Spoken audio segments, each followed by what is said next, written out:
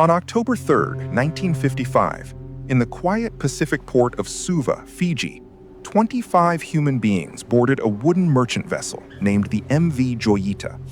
Among them were 16 crew members and 9 passengers, including government officials, 2 young children, and a respected medical doctor. Their destination was the Tokelau Islands, a remote territory located roughly 400 miles to the north. The scheduled journey was meant to be routine, a simple 48-hour voyage across calm, tropical waters. The ship was carrying critical medical supplies, timber, food, and empty drums intended to bring back a valuable cargo of copra. They were supposed to arrive on the morning of October 5th. They never did. When the Joyita failed to dock at Tokelau, a massive search and rescue operation was launched. The Royal New Zealand Air Force deployed maritime patrol aircraft to scan over 100,000 square miles of open ocean. Ships swept through known shipping lanes, and lookouts searched the surrounding reefs and islands. Yet day after day, the sea offered no answers.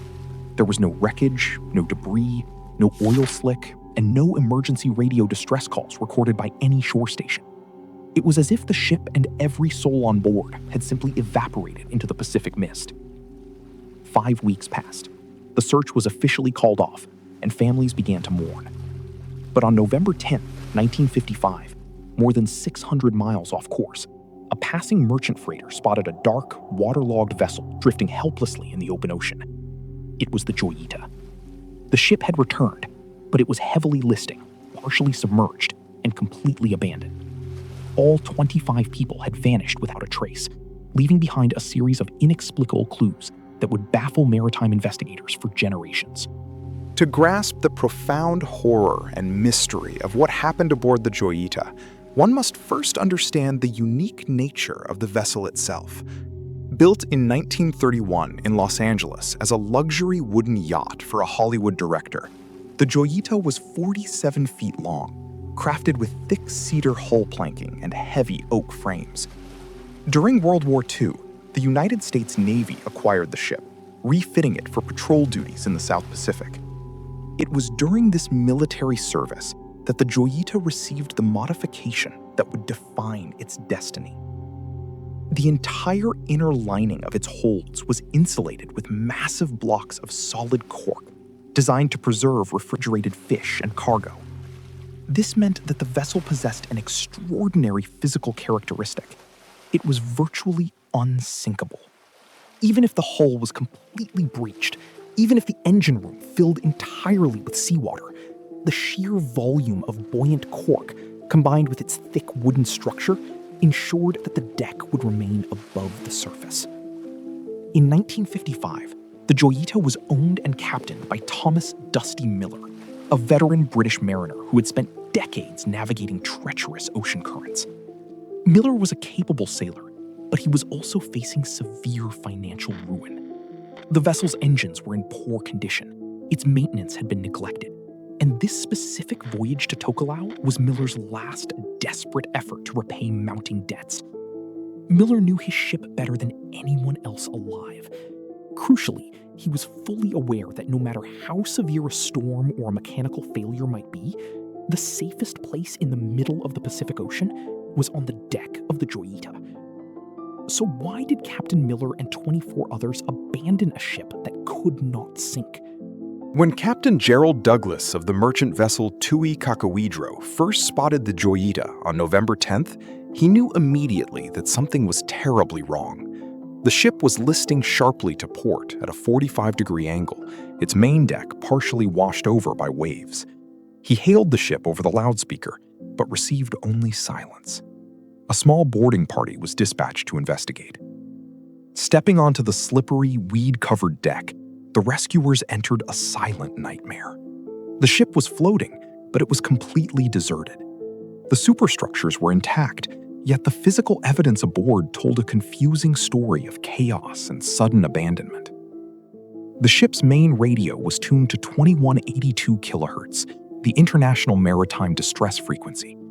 However, upon closer inspection, investigators found that the radio's control switch was turned off and the external antenna wire had been severed, meaning any emergency broadcast attempted by the crew would have traveled no more than a couple of miles. Inside the main cabin, a leather doctor's bag belonging to Dr. Alfred Parsons was found wide open on the floor. Scattered around it were scalpels, a stethoscope, and several rolls of bloody bandages. Even more bizarre was the condition of the ship's interior. 4 tons of heavy cargo, including food reserves and timber, were missing. All 3 canvas life rafts and the ship's dinghy were gone. Yet personal belongings, gold watches, passports, and cash were left untouched in the passenger cabins. There was no sign of a struggle, no bullet holes, and no evidence of a fire. But in the wheelhouse and the engine room, investigators found the most haunting clue of all. Every single clock on board had stopped at precisely 10:25.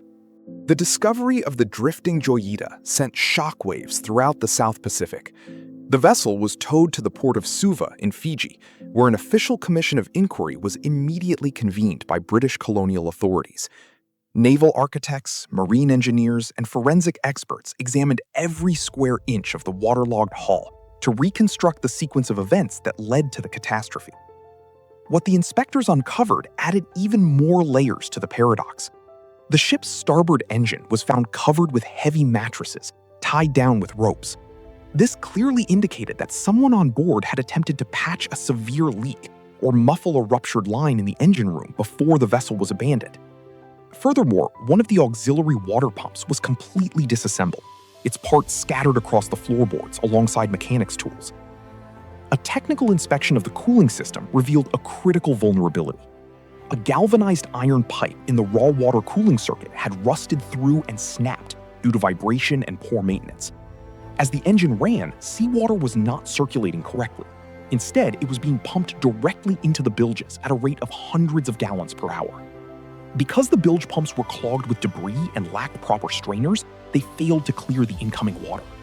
Slowly, silently, the lower compartments of the Joyita had filled with seawater while the ship was underway in the dark of night. The mechanical failure explained why the Joyita had flooded, but it raised a far more troubling question. Why did the water rising in the hull cause 25 people to disappear? Engineers calculated that as seawater filled the bilge, the vessel lost its engine power when the water level reached the generators. When the electrical system died, the lights vanished, plunging the ship into total darkness. This moment of electrical failure coincided exactly with the time recorded by the ship's stopped clocks, 10:25. Whether it occurred at 10:25 p.m. on the night of October 3rd or 10:25 a.m. the following morning remains a subject of intense debate. With the generators dead, the radio was rendered useless without auxiliary battery power, which was improperly wired. The ship was left dead in the water, heavy, listing to port, and adrift in pitch-black darkness. Yet naval architects repeatedly emphasized during the inquiry that even with its bilge completely flooded, the Joyita's massive cork insulation guaranteed that it would never sink below the waves. The main deck remained well above water. The safest place for 25 people was to stay on board the floating wooden platform and wait for rescue. Instead, every person on board boarded small, fragile canvas life rafts and vanished into the vastness of the Pacific Ocean. In the absence of surviving witnesses, public speculation in the mid-1950s quickly turned to dark and sensational theories. The Asia-Pacific region was still recovering from the trauma of World War II, and Cold War tensions were reaching a fever pitch. The first major hypothesis proposed by local newspapers was an attack by Japanese fishing fleets or rogue naval remnants operating illegally in the region. According to this theory, the Joyita unexpectedly stumbled upon an illegal Japanese fishing operation or a hidden military fuel depot. To prevent the authorities from being alerted, hostile forces boarded the vessel, forced the crew and passengers off at gunpoint, looted the cargo, and destroyed the radio equipment. Proponents of this theory pointed to the 4 tons of missing cargo, particularly the food supplies and timber, which had vanished without a trace, while personal valuables like cash and watches were left behind. Others suggested the involvement of a mystery Soviet submarine, claiming the passengers, who included official government representatives, might have witnessed something top secret in international waters.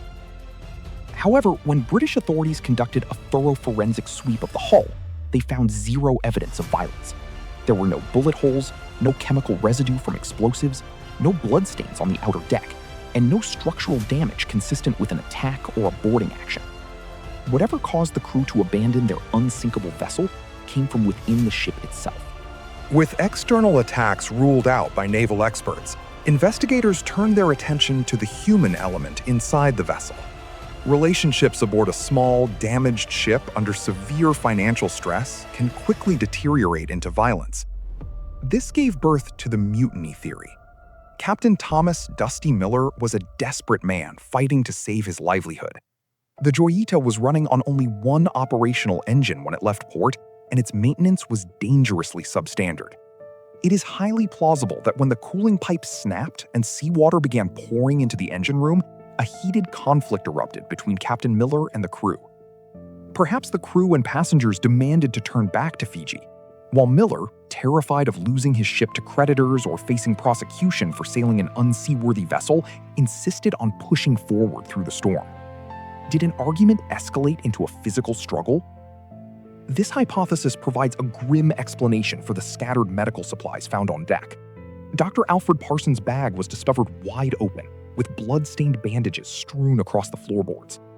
If Captain Miller or a crew member was severely injured during an onboard fight or while trying to repair the flooded engine in total darkness, Dr. Parsons would have been called to treat them under extreme distress. If a mutiny did occur, the rebellious crew may have panicked as the water level rose, forced everyone into the canvas life rafts at gunpoint, and abandoned the captain and the crippled ship to the mercy of the ocean. Yet, the most widely accepted scientific theory tells an even more tragic story, not of violent crime, but of a catastrophic chain reaction of human panic in pitch darkness. Reconstruct the timeline. It is 10:25 at night. The Joyita is fighting heavy swells in the open Pacific. Suddenly, the corroded pipe gives way completely. Water surges into the hold, submerging the generators. In a single second, all lights go out, the navigation instruments fail, and the loud roar of the engine turns into deafening silence. The ship is plunged into absolute blackness, surrounded by roaring ocean waves. Water is rising fast around the crew's legs. Captain Miller knows the ship cannot sink because of the cork lining, but the terrified passengers and panicked crew members do not. To an inexperienced passenger, a listing wooden ship filling with icy ocean water feels like a death trap. In the chaos, confusion, and darkness, someone makes the fatal decision to launch the emergency canvas rafts. Captain Miller, perhaps injured while working on the engine or trying to maintain order, is unable to stop them.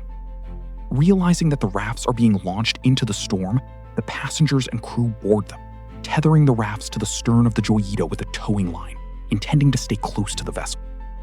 Then came the final disaster. The heavy ropes securing the overloaded rafts to the drifting ship snapped under the violent pull of the ocean currents. In the pitch-black night, the wind swept the fragile canvas rafts away from the high wooden hull. Within minutes, the rafts disappeared into the dark Pacific, leaving 25 souls stranded in shark-infested waters, while the unsinkable Joyita quietly floated away without them. Not a single body, piece of floating debris, or fragment of the 3 life rafts was ever found. The ocean swallowed 25 lives, leaving only an empty wooden shell to drift for over a month across 600 miles of open sea. Following the official inquiry, the Joyita was written off as an unseaworthy hulk, yet its story was far from over. The ship was purchased, repaired, and put back into service by a series of new owners, but the vessel seemed forever shadowed by its tragedy. New crews reported strange, inexplicable noises on board at night. The ship ran aground multiple times in calm weather, as if drawn to the reefs. Locals began referring to the Joyita as a cursed vessel. Unable to clear its reputation, the ship was eventually stripped of its cork, engines, and equipment, and abandoned on a beach in Vanuatu, where it slowly rotted away under the tropical sun until nothing remained. To this day, the case of the MV Joyita stands alongside the Mary Celeste as one of the greatest mysteries in maritime history. Was it a dark crime committed in secret, a violent mutiny, or a tragic nighttime panic when time stopped at 10:25? What do you think happened on that quiet wooden deck in 1955? Share your thoughts in the comments below. If you enjoyed this deep maritime investigation, hit the like button and subscribe for more mysteries from the deep.